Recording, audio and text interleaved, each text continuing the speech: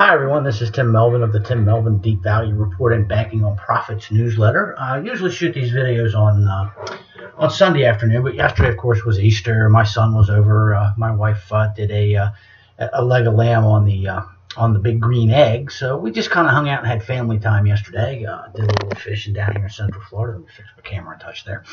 We're going without the headset today. There's a better microphone built into this laptop, so we may not need the Flash Gordon headset anymore to record these videos.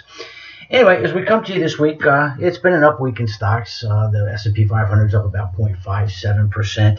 The All-World URTH ETF is up just about 0.44%. And the winner this week is the Community Bank Index, up 1.6%. Symbol there is QABA. And we're going to come back to community banks as we always do, it seems.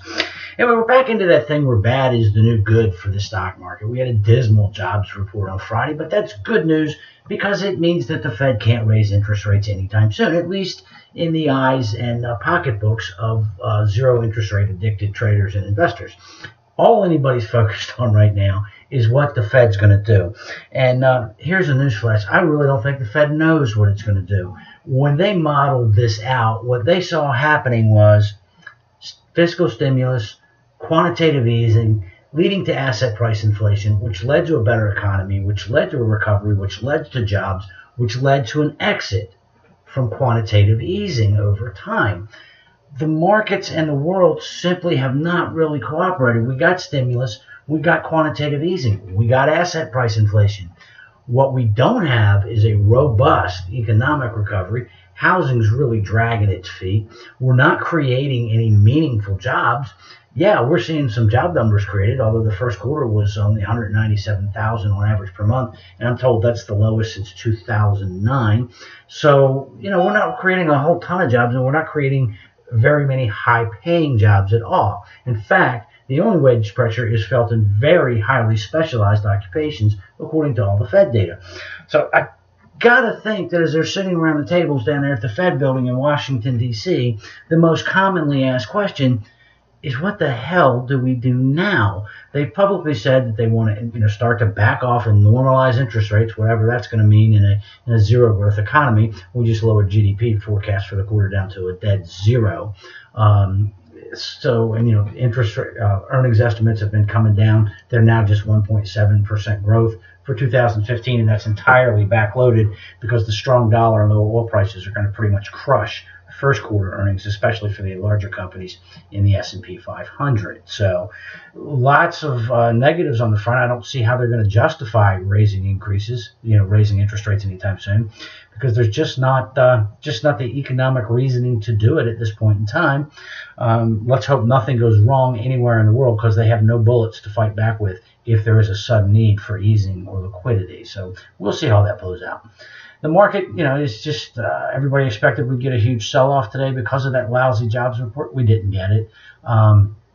Interesting comments from folks around the world yesterday, or last week, I'm sorry, a little off my game today, I guess. Warren Buffett came out and he said, look, stocks are certainly not grossly overvalued.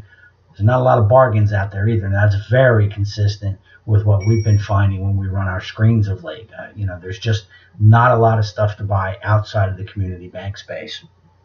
Sam Zell was on CNBC. You got to respect Sam. He's made a ton of money over the years, and one of the ways he's made a lot of money is by spotting economic trends and trends in the real estate markets long before anybody else. So the guy, he has the experience, and he knows what he's talking about. And he thinks that the disconnect between Main Street and Wall Street is just too much.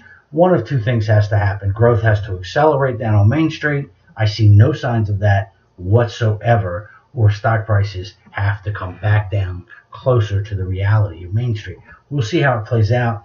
Not a market timer or predictor. There's not a lot of bargains around, so we're very heavy in cash right now. Given the geopolitical situation in the Mideast, the Ukraine, Greece, and other parts of the world, I'm pretty comfortable with the high cash levels in both the deep value and the international deep value portfolio at this point in time.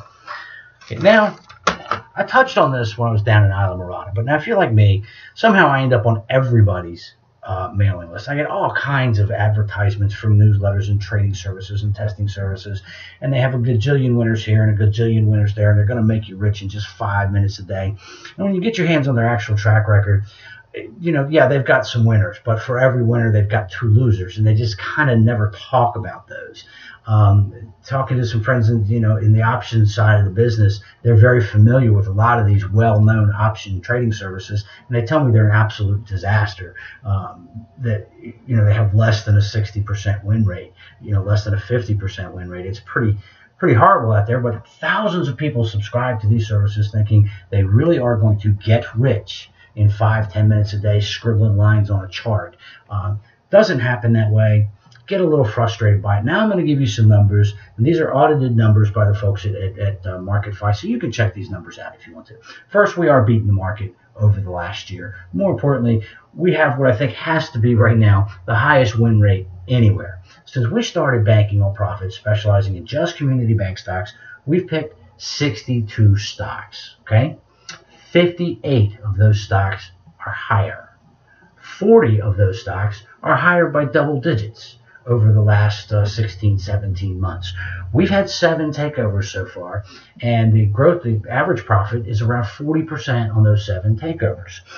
We've had 4 closed trades, and on the closed trades, the average rate of return is just about 50% so far.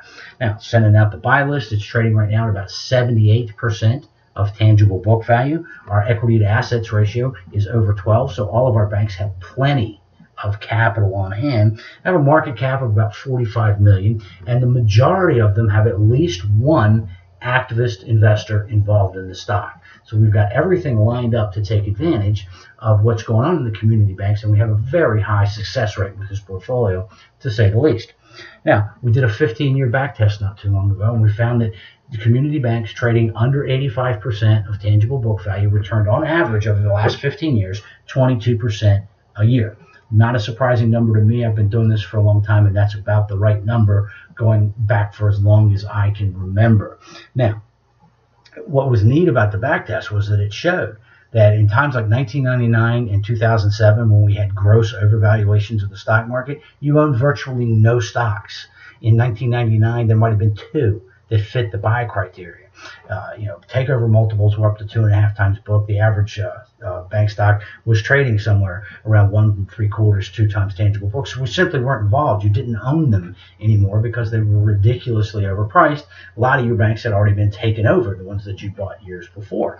So you had lots of cash, had very little exposure to the market, and you were just kind of out. Then when the market collapsed and these bank stocks came back down, well, of course, the number of available candidates went back up, and you were able to start getting happily involved and closer to fully invested near the bottom of the market. There's a natural timing element to this community bank stock thing. I've seen it work out over the years. I can still remember being in my office in 1999. We had a lot of cash.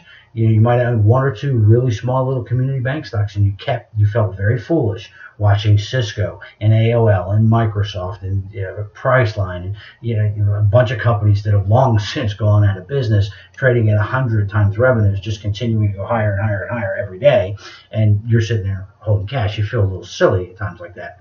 You get a lot smarter when 2008 and 2001 roll around, and there's plenty of inventory to buy, and people are dropping like flies on every side of you as these grossly overvalued stocks implode. Now, the Stern Agee study, I keep referring to it. This is critically important. A piece of work done last fall. They looked at the last decade of bank stocks where activists filed a 13D proclaiming a 5% or greater position and the intention to influence management. What they found was from the day the activist announced their stake in the stock until the time they sold it or exited via a takeover, the average rate of return was 26% greater than the index during the same holding period. The thing is, 28%, a little better than I say.